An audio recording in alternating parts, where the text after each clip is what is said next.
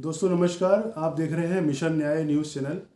आज हम एक बहुत बड़ी शख्सियत के साथ देहरादून के डालनवाला क्षेत्र में मौजूद हैं। मैं आपका परिचय कराना चाहूँगा ब्रिगेडियर रिटायर्ड श्री के.जी. बहल जी से, जो देहरादून में डिप्टी सर्वेयर जनरल से रिटायर होने के बाद, पोस्ट से रिटायर होने के बाद देहरादून में निवास कर रहे हैं और तमाम संस्थाओं को अपना उसके बाद से सहयोग दे रहे हैं और कई बड़ी संस्थाओं को सुझाव भी देते हैं, देहरादून शहर के लिए भी, प्रदेश के लिए भी, उत्तराखंड के लिए भी और नेशनल मुद्दों पर भी। तो आज हम बहल साहब का थोड़ा सा हमें कीमती समय मिला है, तो हम ज़्यादा समय नहीं लेंगे और उन्हीं से जानेंगे आज के बारे में कि क्या हो रहा है वर्तमान में और आगे के लिए उनकी क्या सुझाव हैं जो विभिन्न मुद्दों पर दी जा सकती हैं। ब्रिगेड साहब नमस्कार, आपका बहुत बहुत स्वागत है। नमस्कार जी सर, आपने देहरादून में काफ़ी समय रिटायरमेंट के बाद भी बिताया है, तो कुछ अपने अनुभव बताइए और कुछ जो आप विभिन्न संस्थाओं से जुड़े हैं उनके बारे में थोड़ा सा बताइए। देखिए, देहरादून से मेरा लगाव बहुत पुराना है। मैं आईएम में देहरादून से ही 1963 में कमीशन किया मैंने, कोर ऑफ इंजीनियर्स में मुझे मिला कमीशन। और उसके अलावा भी हमारे बहुत सारे रिश्तेदार यहाँ देहरादून में रहते थे, तो मैं अक्सर पहले भी सन 50 से मैंने हाई स्कूल सन 50 में पास किया और तब से मैं कहीं से देहरादून आता ही रहता था किसी न किसी कारण से। तो देहरादून से हमारा बहुत, और क्या क्या चेंजेस होती रही, क्या क्या होता है, ये सब चीज़ें हमें ज्ञान था कि क्या हो रहा है, क्यों हो रहा है, कैसे हो रहा है। तो इस प्रकार की बातें आती रहीं। जब मैं 1993 में रिटायर हुआ डिप्टी सर्वेयर जनरल, तो मेरे पास कई जगह से ऑफर्स आए कि आप हमारे इधर आइए, उधर आइए, भाई आपका एक्सपीरियंस है, कंपनियाँ की आती रही। तो मैंने कहा नहीं, मैं जो सोशल सर्विस है मैं वो करना चाहूँगा कि जो जो तकलीफ़ें मैंने सही या जो तकलीफ़ें यहाँ लोग सह रहे हैं उनको उजागर करना चाहूँगा और उनका समाधान निकालना चाहूँगा। तो फिर मैंने तब से मैं यही कर रहा हूँ। हालांकि इन बिटवीन उन्होंने जैसे ही रिटायर हुआ, मेरे को एकदम से नेशनल कमीशन था ऑन लैंड रिफॉर्म्स, तो उसमें ले लिया मिनिस्ट्री ऑफ रूरल डेवलपमेंट के। तो मैं उसमें 2-3 साल लगा रहा उसमें भी साथ। तो सारा भारत में मुझे भ्रमण करने का मौका मिला, जगह जगह देखने का। और इस प्रकार से कई ऐसी चीज़ें हुई, जैसे लैंड रिफॉर्म की बात आती है, तो लैंड रिफॉर्म में हमने वो चीज़ें कराई।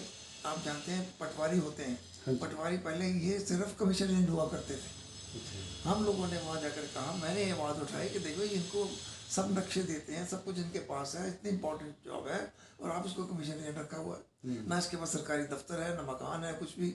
जहाँ पूछो जी वहाँ गए, यहाँ मिलते नहीं है। तो फिर ये हुआ, फैसला हुआ कि उनको परमानेंट किया जाए।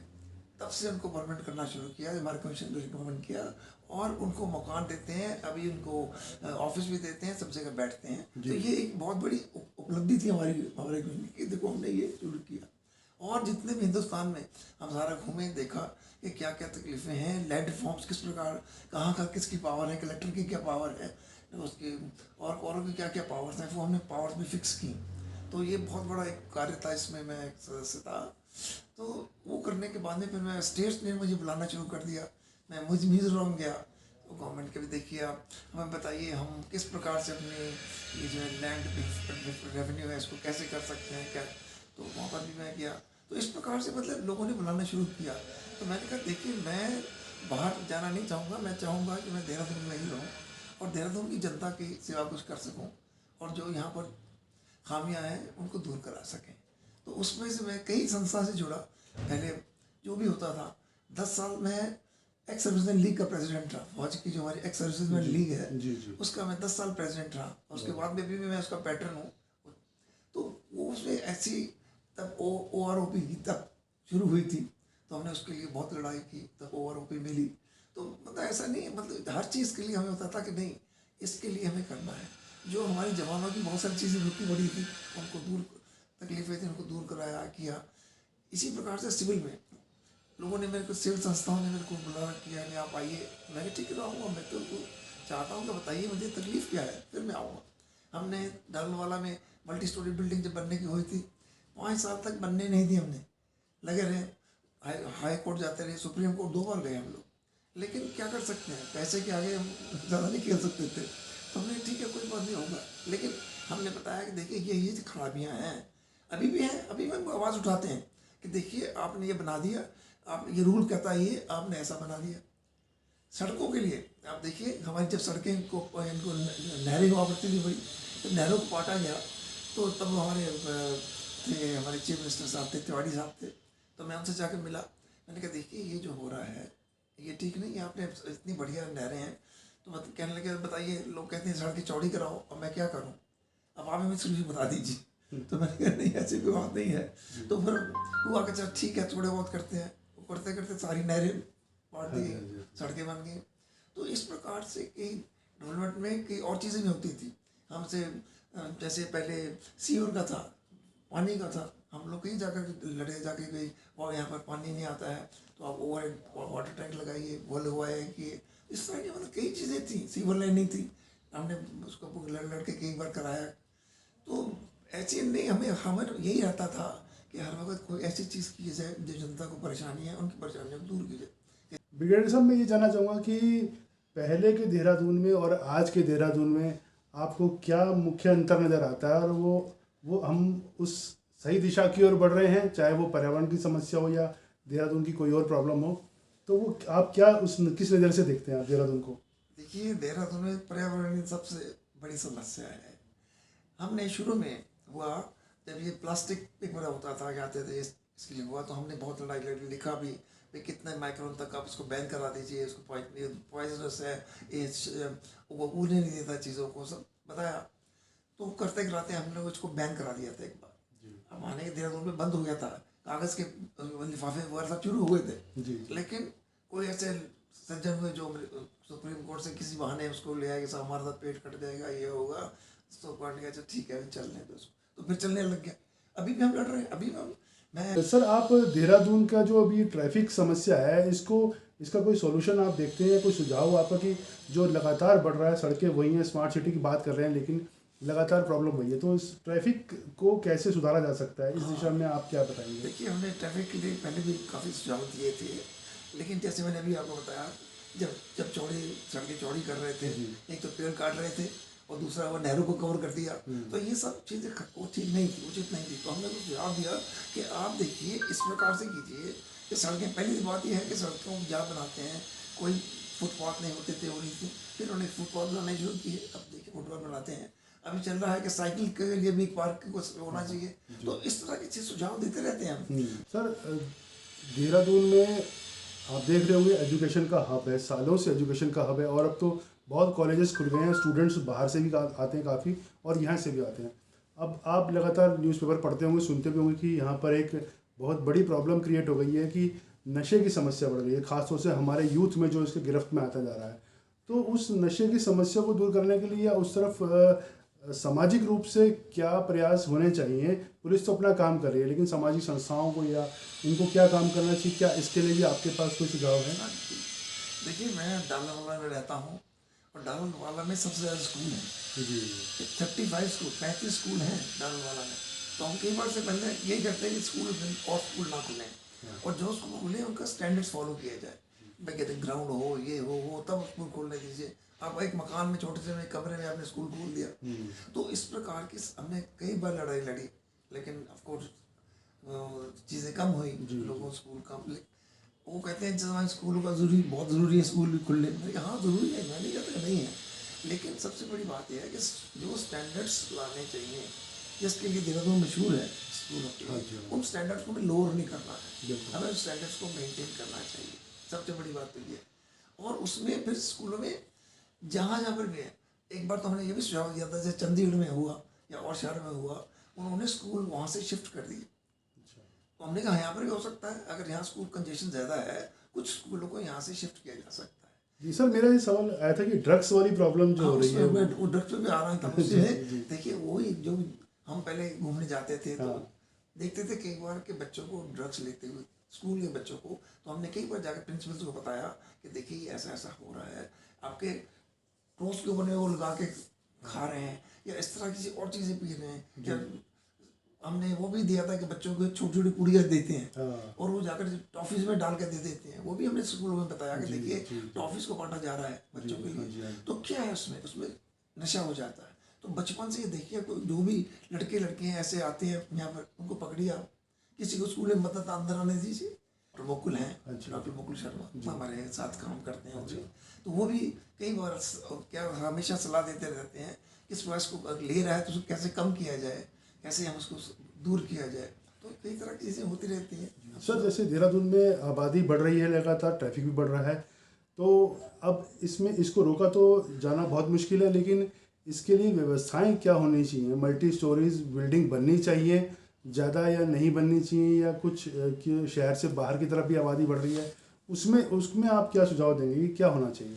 देखिए, जब देहरादून को कैपिटल बनाया गया था, टेम्परेरी कैपिटल ही, तो हम तब सुझाव दिया था कि देखिए आप इसको ज़्यादा मत अफेजर बढ़ने दीजिए, आप इसके चारों तरफ कॉलोनीज बनाइए जो हैं। अगर मल्टी स्टोरी में बनाना चाहते हैं तो वहाँ बनाइए, इनको यहाँ पर कंजेस्टेड एरिया में मल्टी स्टोरी मत बनाइए। बनाना मल्टी स्टोरी, आप एक चारों तरफ कॉलोनीज बनाइए, उनमें मल्टी स्टोरी बनाना है, जैसा बनाना है बनाइए, स्टैंडर्ड फॉलो कीजिए, ताकि वहाँ पर यहाँ पर रश ना हो। लेकिन ऐसा हुआ नहीं, जो कॉलोनीज बनी वो भी ऐसे ही कोई रूल फॉलो नहीं किए गए, बस बने हुए हैं। लेकिन ये सुझाव अभी भी लागू हो जाता है कि देहरादून के आसपास जो टाउनशिप्स बनाए जाए, वहाँ पर आप मल्टी स्टोरी बनाइए, सब कुछ से बनाइए, और इस तरह से कहिए ताकि वातावरण भी बच जाए। उसको इस तरह से बनाइए, स्मार्ट सिटी यहाँ बनाने बजाय स्मार्ट उन कॉलोनीज को बनाइए, ताकि वहाँ का हम वातावरण को ठीक कर सकें और लोग आसान ठीक तरह रह सकें। जी सर, एक ये भी यहाँ के लोगों की डिमांड है प्रदेश की कि जो कैपिटल है देहरादून की जगह पहाड़ में गैरसैंण में होनी चाहिए, जिससे यहाँ पर भी लोड कम होगा, और जो एक सेंटर में गैरसैंण हो जाएगा तो पहाड़ के हर आदमी को वहाँ रीच उसकी आसान हो जाएगी। तो क्या गैरसैंण में राजधानी का आप समर्थन करते हैं? जी देखिए, इसके लिए हमने काफ़ी कुछ किया। पहले जब यहाँ होता था, जे शुरू होता था, मुझे ही बुलाया जाता, मैंने भी जाकर बताया कि देखिए वहाँ पर गैरसैंण होना चाहिए। मैंने कहा हर जो पहाड़ी स्टेट है सब में दो दो कैपिटल्स होते हैं, तो यहाँ पर भी दो हो सकते हैं। जो सुझाव मैंने ही दिया था, मैंने कहा देखिए यहाँ पर भी आप एक ग्रेजुएशन डिस्ट्रिक्ट कर दिए, एक सेंटर कर दीजिए। तो वो नहीं पहले मान रहे थे, कल मान के वो किया है, लेकिन उसको पूरा इम्प्लीमेंट करना चाहिए। सबसे बड़ी दिक्कत यह है कि गैरसैंण के पास पहुंचने के लिए सड़कें नहीं है, रेल नहीं है, वायुयान नहीं है, तो वो चीज़ें सब प्रोवाइड करने वाली हैं। जब तक वो चीज़ें नहीं प्रोवाइड करेंगे हम, तो उसको कैपिटल कैसे बना सकते हैं? तो बताऊँगा मैं आपको कि देखिए जितनी समितियाँ बनती है, सरकार बहुत सारी समितियाँ बनाती है, तो मैंने सुझाव दिया था कि देखिए हर समिति में एक एक फौजी लीजिए, यहाँ इतने एक्सपर्ट फौजी बैठे हुए हैं, तो उनका फ़ायदा उठाइए उनका। कोई वो आपसे पैसे नहीं ले रहे, कुछ नहीं ले रहे, आप उनको समिति में रखिए, उनके सुझाव लीजिए। मुझे बताया गया सब समितियों में मीटिंग ही नहीं होती। मैंने कहा अगर फौजी रखोगे तो मीटिंग रेगुलर होगी। मशरूम का उत्पादन उत्तराखंड में बहुतायत में हो सकता है।